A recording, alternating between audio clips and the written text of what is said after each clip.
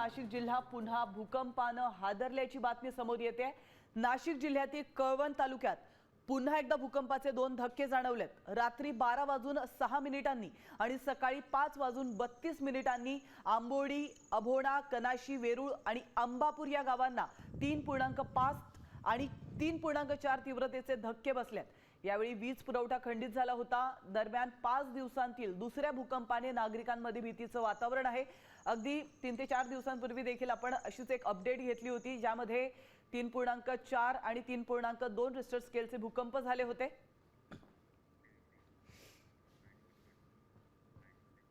माझ्या गावाला अंबुर्डी या ठिकाणी भूकंपाचा सौम्य धक्का बसला आहे।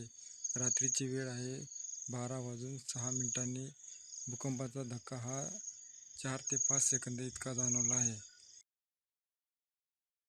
तर नाशिकमध्ये नेमका कुठे भूकंप झालाय आपण पाहूयात ग्राफिक्सच्या माध्यमातून। धक्के कधी झाले तर रात्री 12:05 आणि पहाटे 5:32 भूकंपाचे हे धक्के बसल्यात। या भूकंपाची तीव्रता 3.5 आणि 3.4 तीव्रतेची होती आणि धक्के आंबुर्डी, अभोणा, कनाशी, वेरूळ, अंबापूर या गावांमध्ये बसल्यात।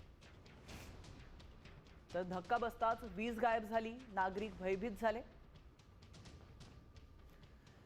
तर सुदैवाने कुठलीही जीवितहानी किंवा वित्तहानी या भूकंपाच्या धक्क्यांमध्ये झालेली नाही।